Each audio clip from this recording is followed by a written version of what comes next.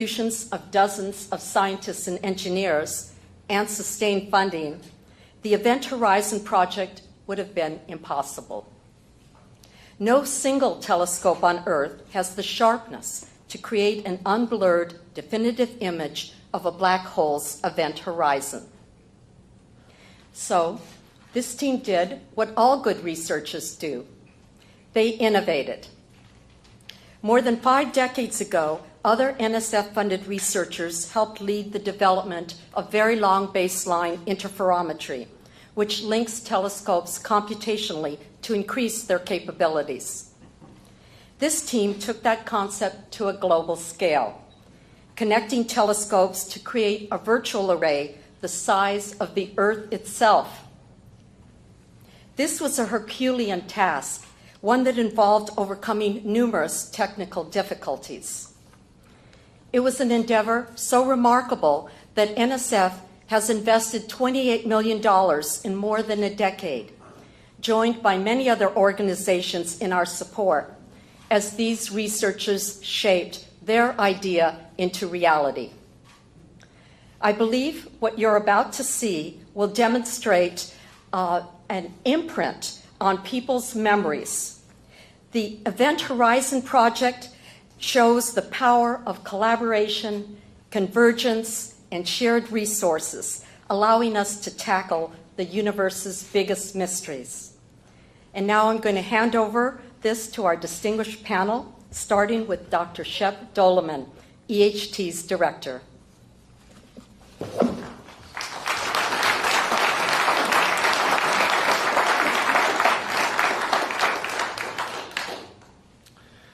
Thank you, assembled guests, black hole enthusiasts. Black holes are the most mysterious objects in the universe. They're cloaked by an event horizon where their gravity prevents even light from escaping. And yet, the matter that falls onto the event horizon is superheated, so that before it passes through, it shines very, very brightly. We now believe that supermassive black holes, millions, even billions of times the mass of our sun, exist in the centers of most galaxies. And because they are so small, though, we've never seen one. There, though, they can outshine the combined starlight of all the constituent stars in those galaxies. The best idea we have of what they can look like come from simulations like this. The infalling gas that's superheated lights up a ring of light where photons orbit the black hole. And interior to that is a dark patch where the event horizon itself prevents light from escaping.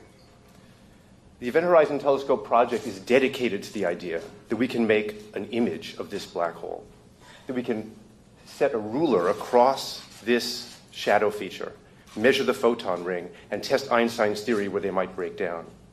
It also will allow us access to a region of the universe where we can study precisely the energetics and how black holes dominate the cores of galaxies. To do this, we worked for over a decade to link telescopes around the globe to make an Earth-sized virtual dish. The aim is to, the Event Horizon Telescope achieves the highest angular resolution possible from the surface of the Earth. It's the equivalent of being able to read the date on a quarter in Los Angeles when we're standing here in Washington, D.C. In April of 2017, all the dishes in the Event Horizon Telescope swiveled, turned, and stared at a galaxy 55 million light years away. It's called Messier 87 or M87. And there's a supermassive black hole at its core. And we are delighted to be able to report to you today that we have seen what we thought was unseeable. We have seen and taken a picture of a black hole. Here it is.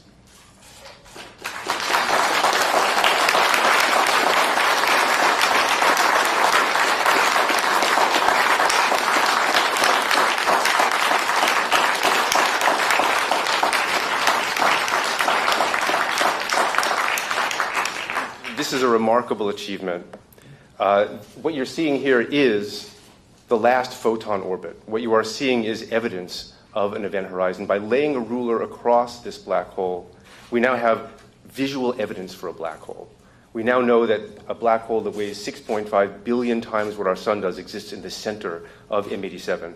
And this is the strongest evidence that we have to date for the existence of black holes. And it is also consistent, the shape of this shadow, to the precision of our measurements with Einstein's predictions. The bright patch in the south that you see tells us that material moving around the black hole is moving at light speeds, which is also consistent with our simulations and predictions. And this image forges a clear link now between supermassive black holes and the engines of bright galaxies. We now know clearly that black holes drive large-scale structure in the universe from their home in these galaxies. And we now have an entirely new way of studying general relativity in black holes that we never had before. And as with all great discoveries, this is just the beginning. So imaging a black hole doesn't come easily. I can tell you that from personal experience, as can many people here in the audience. It's required long-term developments, a committed team, but it also required some very interesting cosmic coincidences. Take, for example, the maelstrom you see before you, like the hot gas swirling around the black hole. A photon has to leave from close to the event horizon, travel through the hot gas in falling to the black hole, and light rays of a millimeter wavelength, radio waves, can make that journey. Not all of them can. Then that radio wave has to propagate 60,000 years through the M87 galaxy, and then another 55 million years through intergalactic space. And then it winds up in the Earth's atmosphere, where its greatest enemy, the greatest danger, is that it will be absorbed by water vapor in our own atmosphere. So the Event Horizon Telescope uses telescopes at high dry sites so that we can see the photons that have traveled to us so far. So far, so good. We have the photons. But the M87 shadow is very, very small compared to the galaxy that surrounds it. So in order to see it, we needed to build a telescope as large as the Earth itself, given the wavelength of light we were trying to observe. And to do that, we use a technique called very long baseline interferometry, which you can see a schematic of here. Radio waves from the black hole hit radio telescopes, where they're recorded with the precision of atomic clocks that lose only 1 second every 10 million years. When you've registered these radio waves so precisely, you can then store them on hard disk drives, send them to a central facility where they can be combined precisely. It's exactly the same way that a mirror used at an optical telescope reflects light perfectly and in synchronicity to a single focus. And when we do this, we can synthesize a telescope that has the resolving power as though we had one the size of the distance between these telescopes, truly turning the Earth into a virtual telescope. All the sites that we used can be seen here. We have telescopes from Hawaii to Arizona to Mexico to Chile to the South Pole and Spain. But even this broad global network is not enough by itself to make an image. You can think of them as being silvered spots on a large global mirror. The key is that the Earth turns. During a night of observing, we are able to sweep out more baselines, more coverage of this virtual mirror to make our image. So on the left, you'll see the Earth turning. Every pair of telescopes provides us with one point on the center panel, which fills in the Earth-sized virtual lens. And on the right, you see the evolving image. The more and more data we get, the more we fill in this virtual mirror, the sharper our view of the black hole becomes, until you wind up seeing what we have as the final image there. So we've taken advantage of a cosmic opportunity. It's remarkable when you think about it. Light that left near the event horizon, traveled all the way through intergalactic space. It hit our telescopes. The Earth just happens to be the right size. So we get resolving power so that we can see the black hole in M87, whose mass and distance let us observe it. And then the Earth turns to fill in our mirror so that we can make this image. It's truly remarkable. It's almost humbling in a certain way. Now, we are 4 members of a large collaboration, and it is our distinct honor to be here to represent that collaboration. We are 200 members strong, we have 60 institutes, and we are working in over 20 countries and regions. We consider ourselves really to be explorers. Through international cooperation and innovation, we've exposed part of the universe that we thought was invisible to us before. It's our responsibility now to report these findings, and we're doing that today to the National Science Foundation, to our funding agencies, international and foundations, and to all people who support pioneering research, and also to the taxpayers. Nature has conspired to let us see something that we thought was invisible. This is a long-sought goal for us, and we find it tremendous, and we hope that you will be inspired by it too. Thank you, and now let me introduce Dan Maroney, who has literally gone to the ends of the earth to collect some of the data that we've seen here today.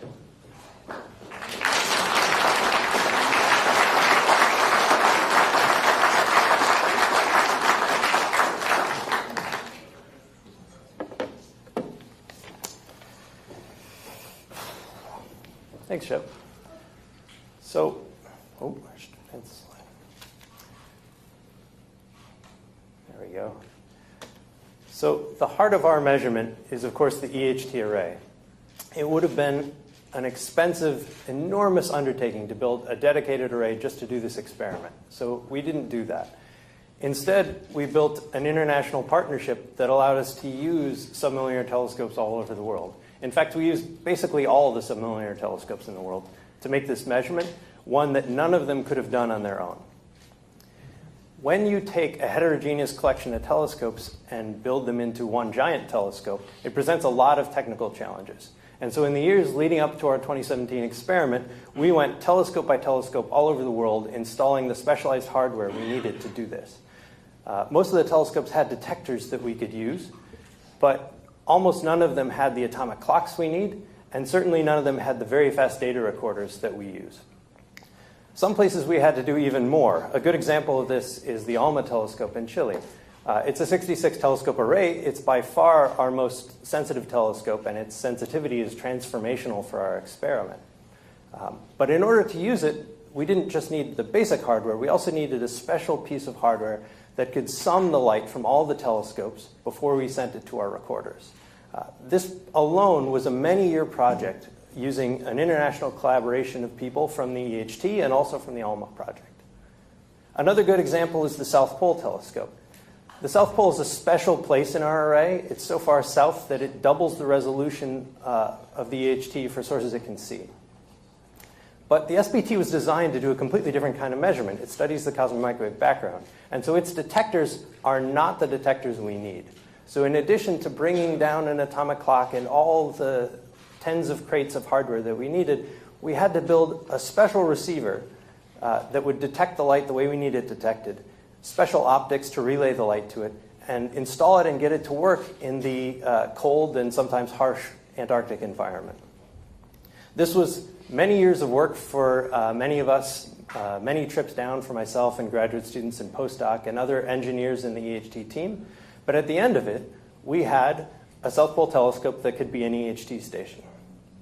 Now, getting the sites to work isn't the end of the process. We also had to test them all, because in VLBI, you really only get one shot. Everything has to be working exactly right when the script starts.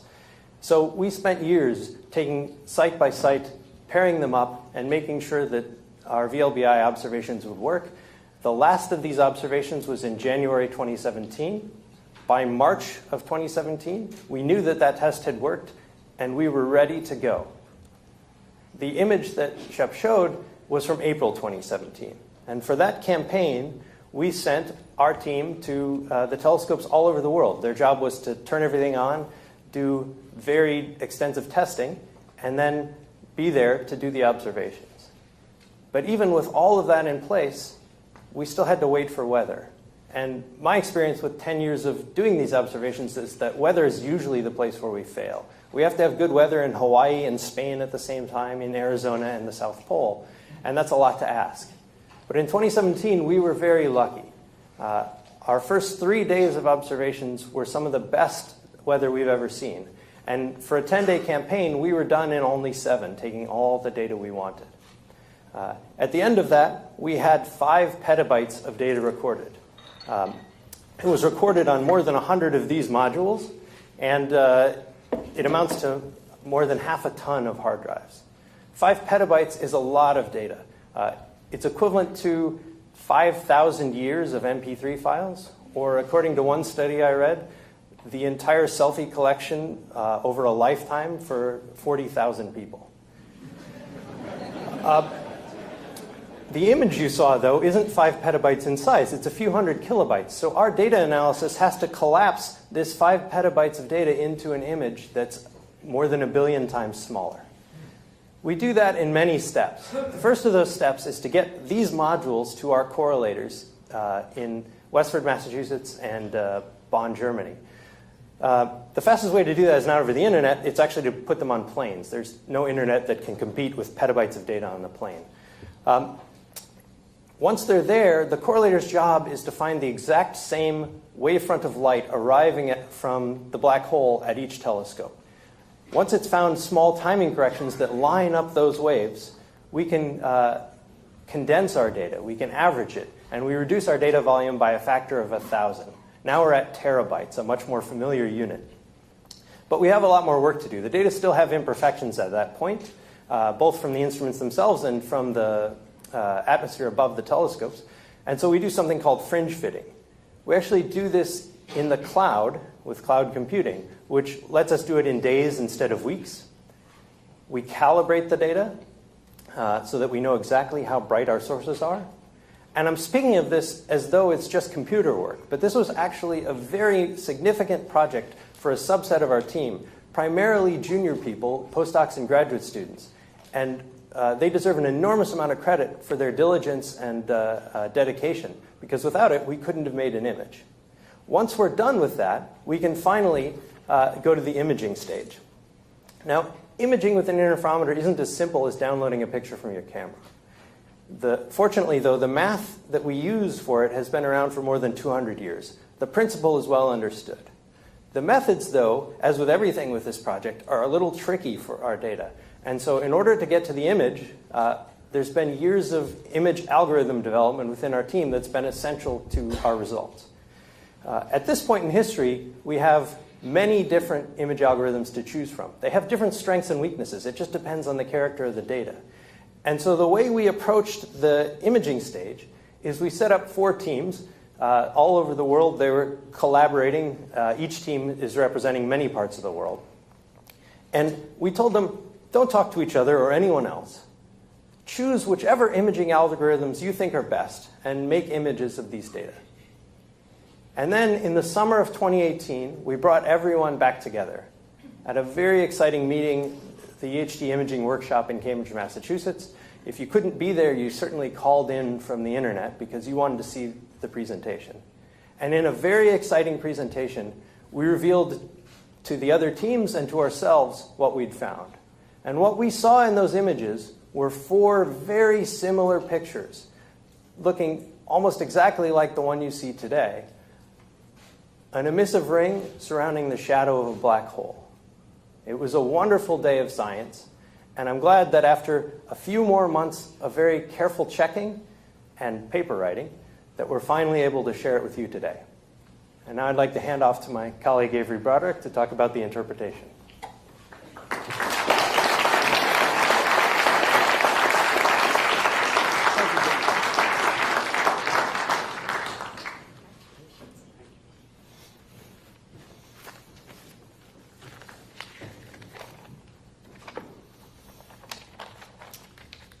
Thank you, Dan.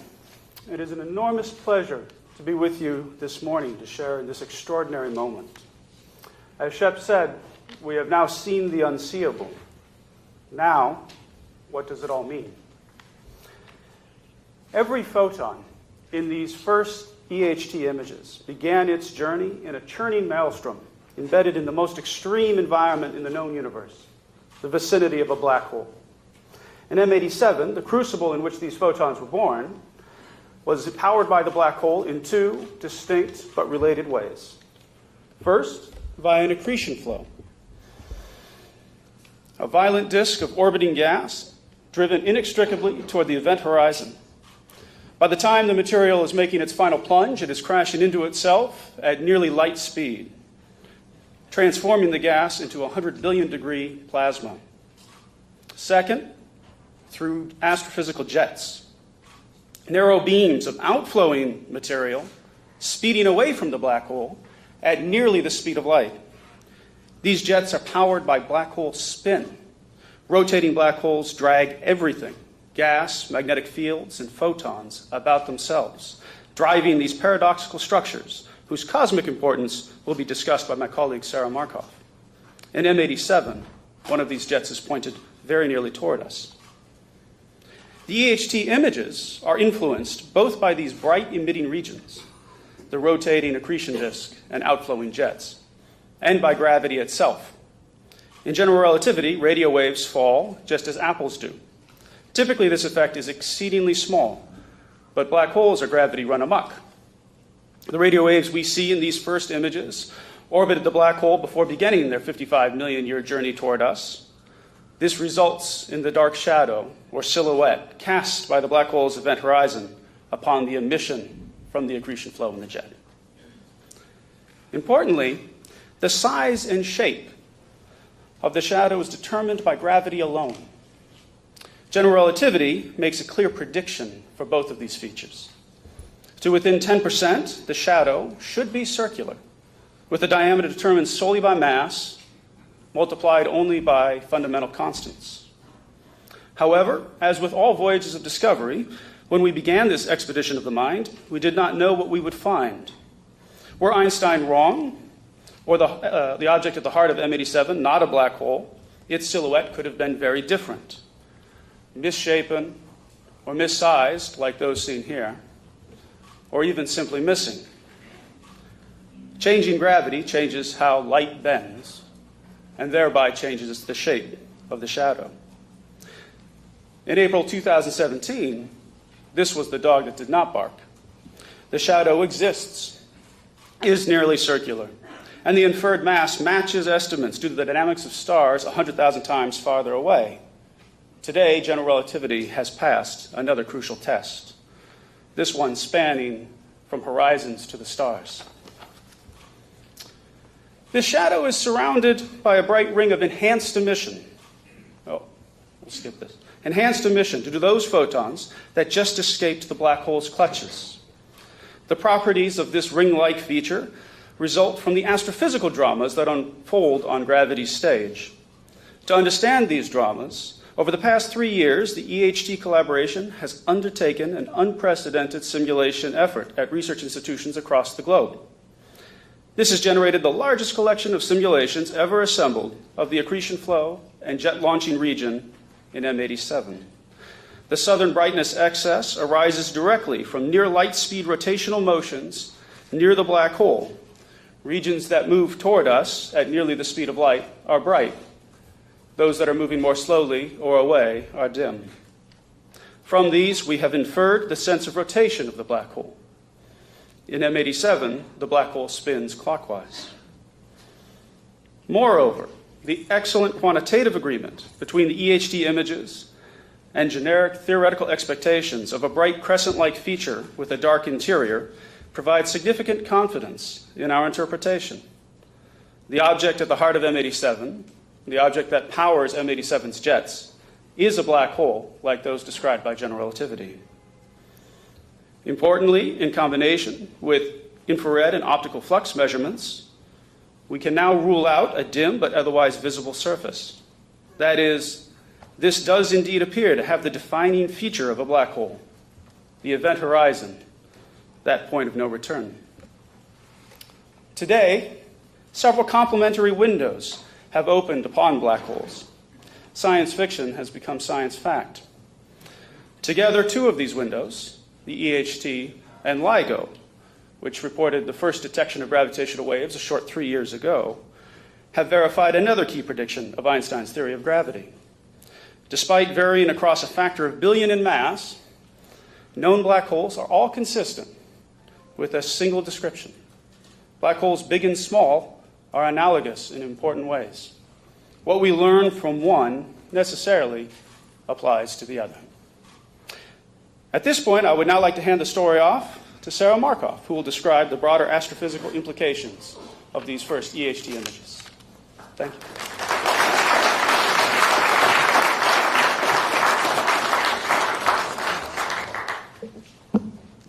Thank you, Avery.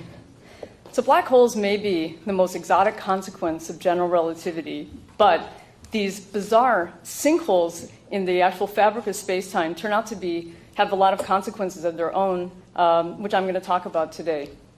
That's because black holes are major disruptors of the cosmic order on the largest scales in the universe. And they're actually helping mold the shape of galaxies and clusters of galaxies. Well, we've now confirmed, as Avery was saying, that general relativity itself does not change when we look at different black hole masses, it turns out that the impact of a black hole will actually change a lot. And so if we want to understand the role of black holes in the universe, then we need to have accurate determinations of the black hole masses. And this has been a problem up until now. So actually, our mass determination by just directly looking at the shadow has helped resolve a longstanding controversy in measuring the mass of M87. There's been two independent methods, one both basically looking at the motions of either gas or stars, but they ended up giving different answers. Our determination of 6.5 billion solar masses lands right on top of the heavier mass determination from stellar motions. And so this actually will also help resolve a discrepancy that can lead to better mass determinations for other more distant black holes where we can't actually see the shadow.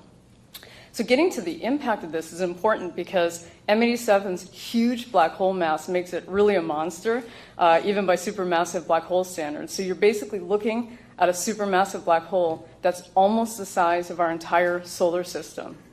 And in fact, that's part of the reason that we can see it, even though it's so far away. But if we now zoom back out to the more cosmic perspective of the host galaxy of this black hole, the galaxy is made of billions of solar systems. And so on those scales, the black hole itself is minimally small. It's about 100 million times smaller than the galaxy. And if it were a dormant black hole, like the supermassive black hole in the center of our own galaxy, Sagittarius A star, then the galaxy would really have no way of knowing it's there and would basically be just like a pebble in a shoe. But when a black hole is what we call activated by gravitationally capturing material, it starts to convert that fuel into other forms of energy with an efficiency that can be almost 100 times better than nuclear fusion that powers the stars like our sun.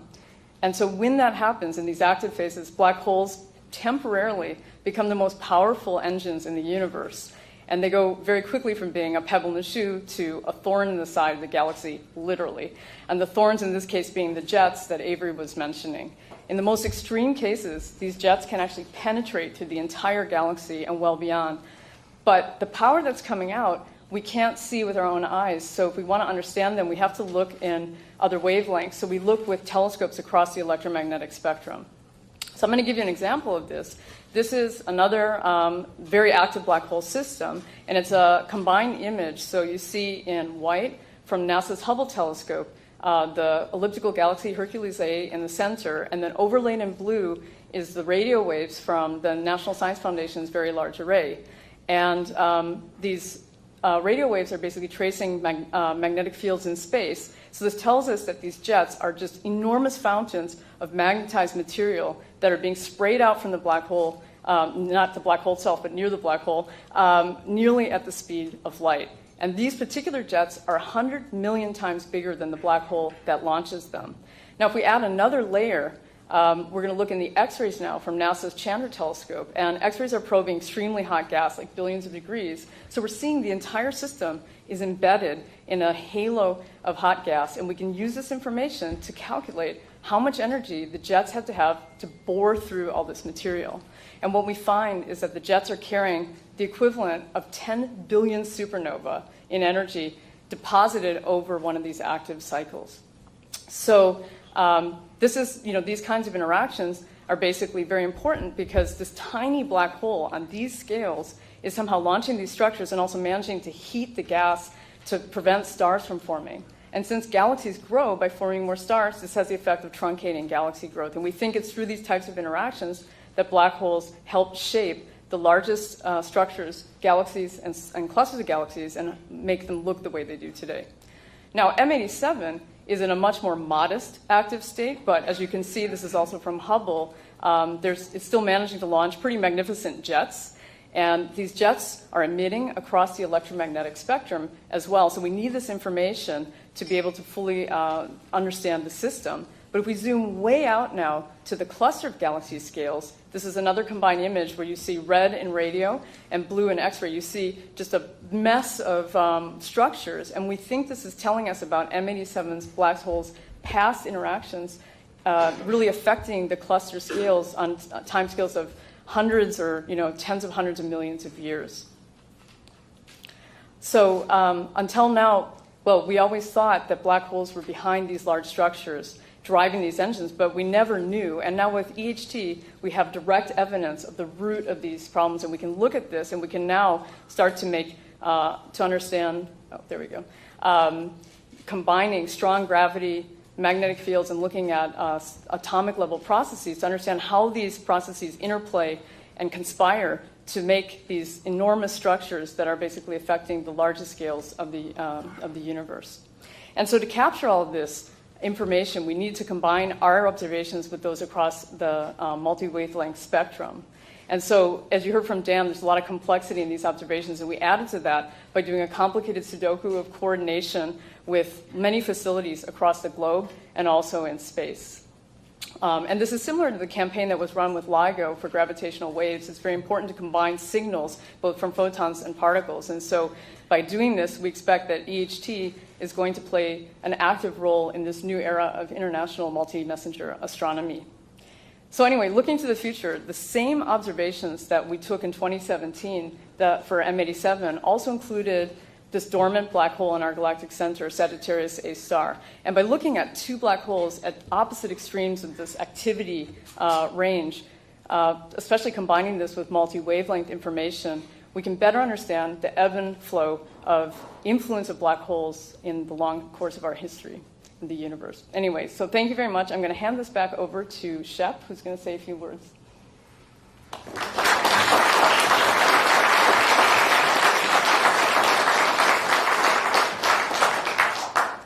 Thank you, everyone. I just want to point out that when we first started the Event Horizon Telescope project, the group was small, and I think it had to be small and nimble to carry out precursor experiments and develop the first kinds of techniques and instrumentation that enabled us to move the field forward. But over the past decade, the greatest accomplishment has been the building of a team. And as I said before, we're now 200 people strong, many institutes, over 20 countries and regions. And if you want to reduce petabytes of data, if you want to develop new imaging algorithms, if you want to image a black hole, then you need a large team. And it has included many early career scientists, senior scientists, and many of them are here with us today. So I'd like to ask everyone who's associated with the Event Horizon Telescope to please stand up so that everybody in the media can see who has done this work.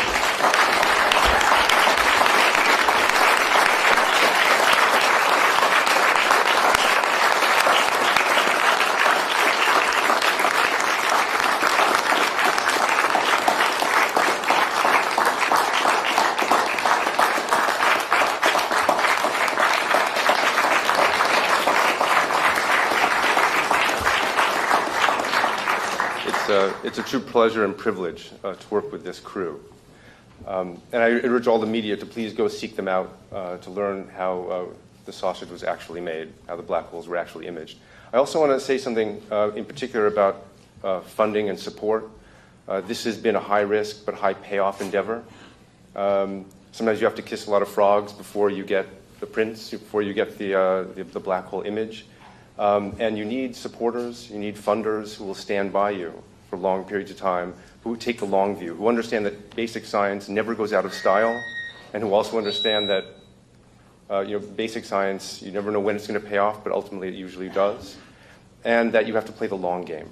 And we had wonderful partners with the National Science Foundation, with our international funding agencies and foundations, and our hat is off to them for sticking by us for so long. And we look forward to greater things with the EHT as we build out the capability and we continue to sharpen our focus on black holes. Thank you.